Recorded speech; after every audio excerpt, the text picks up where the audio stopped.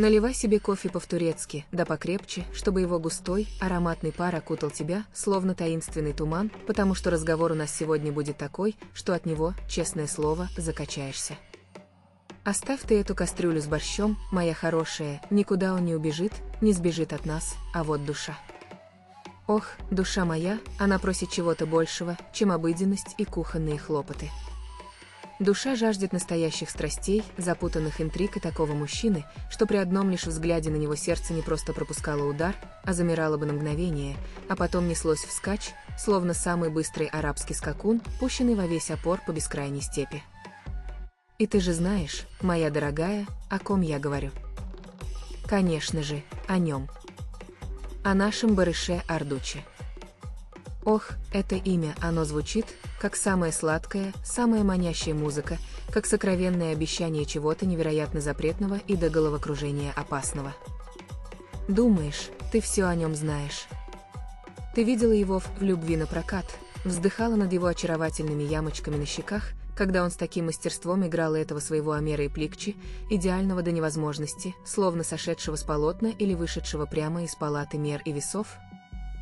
Девочка моя, поверь мне, это все лишь самая верхушка огромного айсберга, лишь блестящая, манящая обертка от самой дорогой, самой изысканной шоколадной конфеты, внутри которой, однако, скрывается острый, обжигающий перец.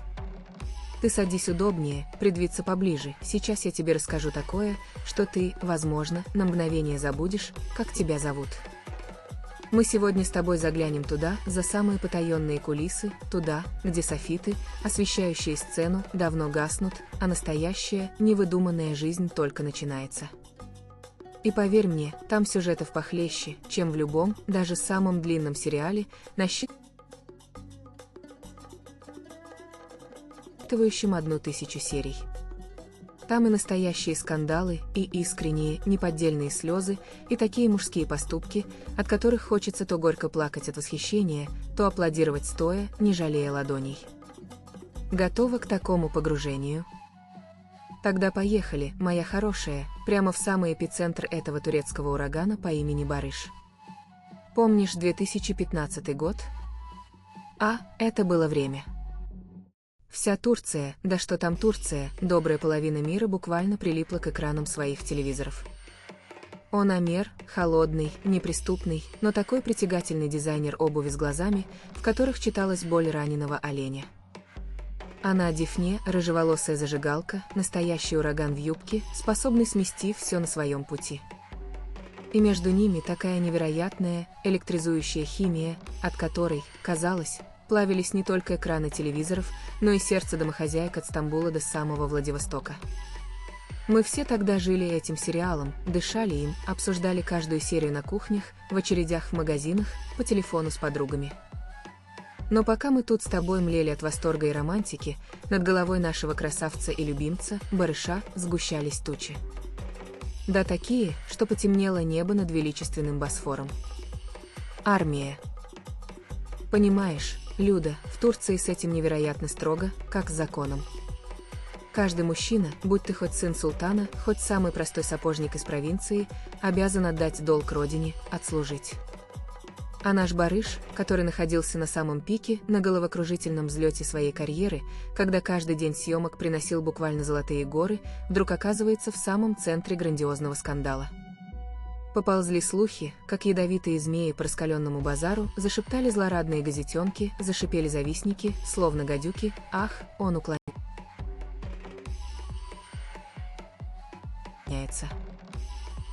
Он использует свою славу, чтобы не надевать военную форму.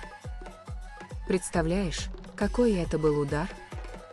Вся страна, которая еще вчера его обожала, которая носила его на руках, вдруг разделилась на два непримиримых лагеря. Одни кричали ему в спину «Предатель! Позор!», а другие, не менее страстно, защищали «Дайте парню доработать! Он же на расхват! Его ждут миллионы!». Я тогда так переживала, Люда, ты себе даже представить не можешь. Ночами не спала, все думала, ну как же так, барыш? Неужели ты подведешь всех, кто в тебя верит? А он, знаешь, молчал. Держался с невероятным достоинством, как и его герой Амер. Не оправдывался, не кричал на каждом углу о своей невиновности, не пытался что-то доказать. И что ты думаешь? В 2016 году, когда страсти немного поутихли, когда шепот завистников стал тише, он просто взял и пошел служить. Без пафоса, без камер, без громких заявлений. Надел форму, отдал честь и стал обычным солдатом среди тысяч других. И вот тогда я поняла, Люда – это не просто актер, не смазливый мальчик, не мимолетная звезда. Это настоящий мужчина, который отвечает за свои слова и свои поступки. Он вернулся, и его репутация стала крепче самой стали, из которой куют острые, смертоносные ятаганы.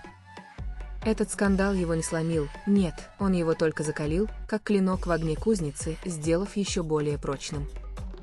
Он доказал всем, что честь для него – это не пустое слово, а нечто гораздо большее. Ох, аж мурашки по коже бегут, как вспомню эти мгновения. Но это, Людочка. Это были лишь самые нежные, самые безобидные цветочки, предвестники настоящей бури. Самая драма, самое что ни на есть подлинное, Санта-Барбара, по-турецки, с ее страстями и непредсказуемыми поворотами, развернулась не где-нибудь, а на личном фронте нашего героя. Ты же, конечно, видела, как он смотрел на Эльчин Сангу, на свою огненно-рыжую партнершу по экрану? Там совершенно не требовалось быть экспертом в области человеческих отношений или доктором психологии, чтобы с абсолютной ясностью понять, между ними не просто разыгрывалась безупречная актерская игра. Там искры летели с такой невероятной силой, с такой магнетической притягательностью, что ими, кажется, запросто можно было бы разжечь целый костер, способный осветить всю округу. Весь мир, Людочка, понимаешь ли, весь мир был абсолютно, непоколебимо уверен в том, что у них настоящий, пылкий роман. Поклонники, словно одержимые единой идеей, создали им общее, ставшее культовым имя Деф-Ом, объединившее их экранные образы. Они писали бесчисленные фанфики, монтировали трогательные видеоролики, превращая каждый их взгляд и жест в часть своей собственной, выдуманной реальности. Они жили их экранной любовью, дышали ею и страстно, до дрожи, мечтали, чтобы эта сказка стала реальностью, воплотилась в жизнь. А тут, на фоне всего этого всемирного безумия, этого коллективного помешательства, у нашего барыша существовала реальная, осязаемая женщина. Ее звали Гупсе Азай. Актриса, талантливая сценаристка, женщина, возможно, не обладающая той классической модельной внешностью, что так ценится в глянцевых журналах, но зато наделенная такой невероятной харизмой, таким острым умом и искрометным юмором, что, как говорится, держись крепче. И вот представь себе, Людочка, ее положение в этой невероятной истории. Весь мир, буквально каждый второй человек, сватает твоего мужчину другой, самой красивой, самой желанной и, безусловно, самой обсуждаемой актрисе всей Турции. Газеты пестрят их совместными фотографиями, сделанными папарацци или на съемочной площадке, а заголовки, словно обезумевшие глашатые, кричат о некой тайной связи, о запретной страсти.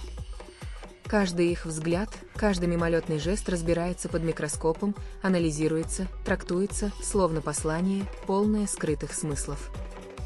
Да любая другая женщина на ее месте, поверь мне, устроила бы такой грандиозный скандал, что стены бы задрожали до самого основания. Она бы, наверное, рвала на себе волосы от отчаяния, выгоняла бы его из дома с чемоданом, не стесняясь в выражениях. А Гупсе? Она молчала. Она не отвечала на провокации, не вступала в перепалки. Она мудро и с иронией отшучивалась в редких интервью, словно наблюдая за всем этим со стороны, с легкой улыбкой. Она верила ему. Господи, какая же это выдержка, какая невероятная женская мудрость и сила духа. Барыш и Эльчин, конечно, 100 раз повторяли в своих интервью: «Мы просто друзья, мы профессионалы», пытаясь развеять эти слухи.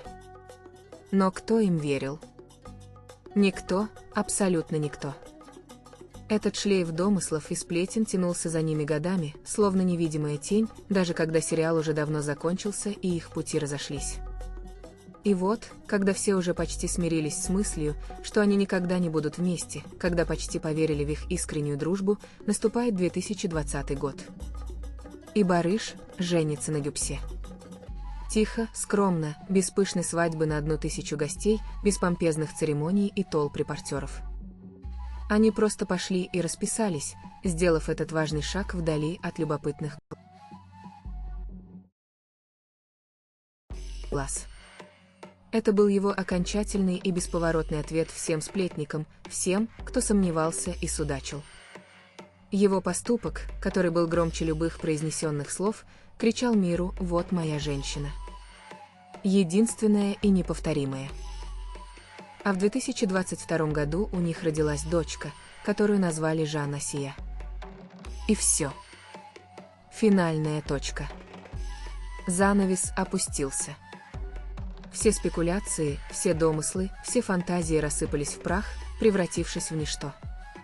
Он доказал, что его сердце целиком и полностью принадлежит одной женщине, и никакие соблазны, никакое колоссальное давление общественности не смогли это изменить.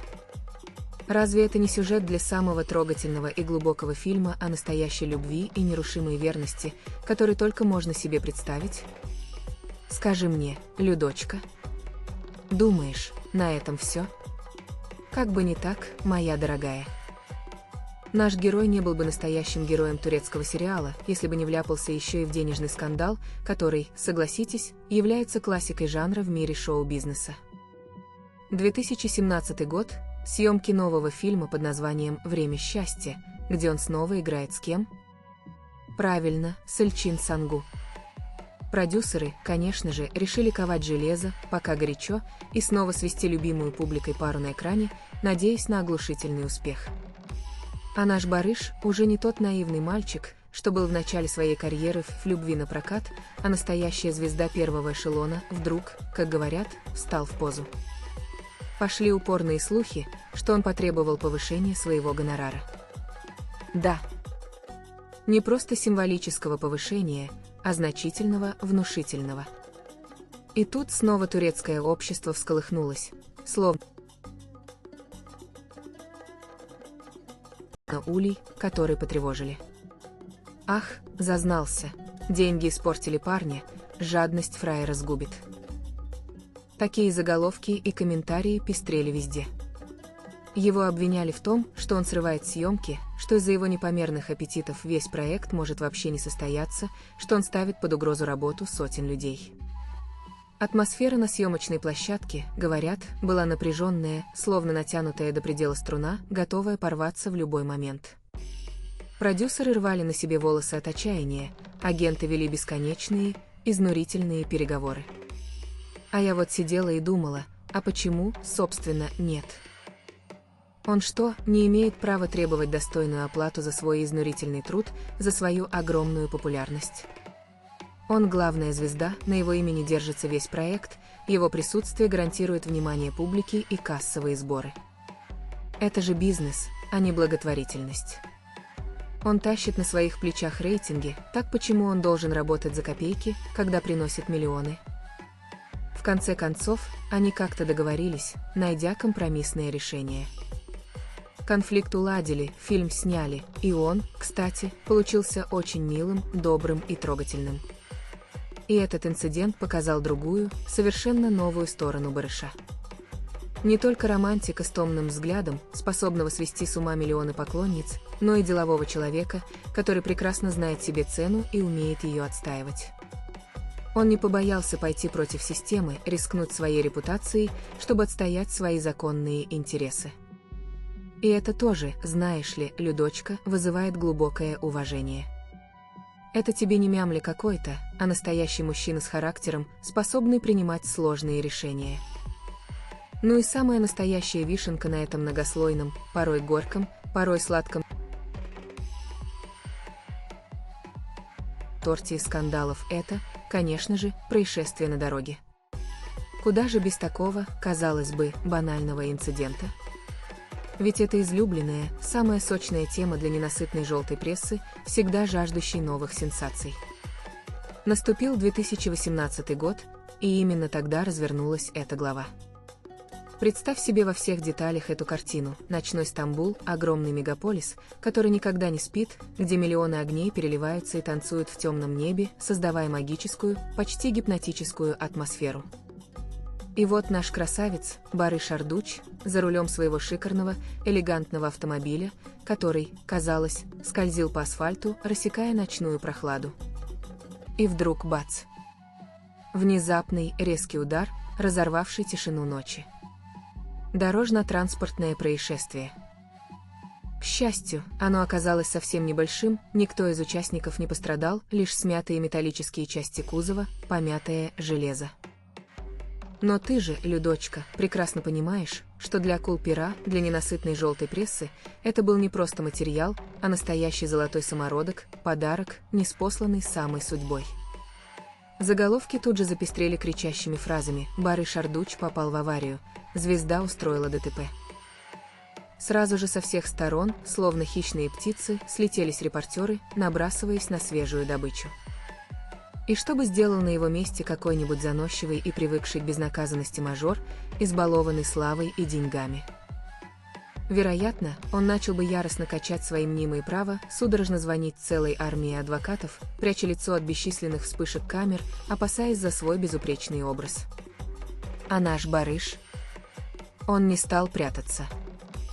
Он вышел из машины с удивительным спокойствием, присущим лишь по-настоящему сильным натурам, невозмутимо оценил масштабы происшествия и сделал то, что поразило всех до глубины души своей простотой и искренностью. Он не стал искать виноватых или оправдываться. Он открыто, публично принес свои извинения, признав свою ошибку, выразив глубокое сожаление о случившемся, что особенно важно, призвав каждого участника дорожного движения быть предельно внимательным и осторожным, чтобы избежать подобных ситуаций. Просто, по-человечески, без лишнего пафоса. И этим простым, но искренним человеческим жестом он моментально обезоружил всех своих критиков, лишив их последних аргументов. Что можно было сказать ему после такого? Как обвинить в чем-то человека, который проявляет такую откровенность и ответственность? Нет. Потому что он показал, что даже будучи всемирно известной мегазвездой, кумиром десятков миллионов, он остается обычным человеком, способным ошибаться и не боящимся признать свои промахи. Этот, казалось бы, незначительный инцидент на самом деле раскрыл его истинную сущность гораздо глубже, чем любая из его великолепных ролей. Он ярко продемонстрировал свою подлинную человечность, свою простоту, свою способность оставаться собой в любой, даже самой неловкой ситуации. И вот, Людочка, если собрать воедино все эти грани, посмотреть на них под разными углами, то какой же удивительный и многогранный портрет вырисовывается перед нами. С одной стороны, мы видим блистательную звезду, всемирного кумира десятков миллионов людей, мужчину, чей магнетизм заставляет женщин терять голову и сердце биться чаще. А с другой перед нами предстает человек, который прошел через горнило самых суровых испытаний, что можно сравнить с огнем, водными преградами и медными трубами общественного осуждения, ни разу не сломавшись под их давлением. Вспомни хотя бы военный скандал, который мог не просто пошатнуть, а полностью разрушить его только начинавшую карьеру, стереть ее в порошок, лишив будущего. Или та любовная драма, что тянулась на протяжении многих и многих лет, словно бесконечная сага, испытывая на прочность не только его чувства, но и сами основы его отношений, требуя невероятной стойкости. Был и финансовый конфликт, где он, не побоявшись, показал свои зубы и проявил несгибаемый характер, отстаивая свою правду и принципы. И даже эта, казалось бы, банальная и рядовая дорожная авария, из которой он вышел не просто невредимым, но с непередаваемым достоинством, лишь укрепив свой образ в глазах общественности. И что самое поразительное, ничто из этого не сломило его, не сломало его дух. Напротив. С каждым новым испытанием, с каждой пройденной трудностью он становился лишь сильнее, мудрее, глубже, интереснее как личность. Он не забронзовал от славы, не превратился в холодный, неприступный памятник самому себе, застывший во времени и пространстве. Он продолжает жить, искренне любить, совершать ошибки, бороться за свои идеалы и принципы, оставаясь живым и настоящим. Он подлинный, живой человек, не какая-то отфотошопленная, глянцевая картинка из модного журнала, а подлинная личность со своими шрамами, которые делают его только прекраснее, и своими победами, которые вдохновляют. Его карьера после всех этих бур не просто продолжилась, она стремительно пошла только вверх, достигая новых высот, а любовь зрителей, мне кажется, стала не просто глубже, но и приобрела совершенно новое, более осознанное измерение. Потому что мы, люди, не ищем идеальных, бездушных роботов, мы жаждем видеть настоящих, живых людей, в которых можем узнать самих себя, свои слабости и свои сильные стороны. Мы видим его безграничную преданность своей жене, и это заставляет нас обожать его еще сильнее и еще искреннее. Мы наблюдаем его нежность, его трепетную отцовскую любовь к дочке, и это умиляет нас до самых глубоких, искренних слез. Мы восхищаемся его безупречным профессионализмом и безмерно уважаем его нелегкий, но такой важный труд. Все эти так называемые «скандалы», которые по логике должны были его утопить, поглотить без остатка, на самом деле, стали для него ничем иным, как спасательным кругом, который не только удержал его на плаву, но и вынес на совершенно новый, беспрецедентный уровень признания и народной любви. Они не скрыли, а, наоборот, ярко и бескомпромиссно показали нам его подлинную суть, его несгибаемый характер. И вот сижу я сейчас, Людочка, в тишине своей кухни, медленно потягиваю этот ароматный, теплый кофе, вглядываясь в его фотографию на экране своего телефона и размышляю. Скажи мне, разве можно после всего пережитого, после всех этих уроков жизни, после всего, что он показал нам, не любить его еще сильнее и еще отчаяннее? Разве не в таких вот, казалось бы, невыносимых испытаниях, в моменты, когда жизнь проверяет на прочность, проявляется истинная, несгибаемая сущность, настоящий, мужественный характер человека? Это не просто история успеха, это ода человеческой стойкости и искренности, которая завораживает и вдохновляет.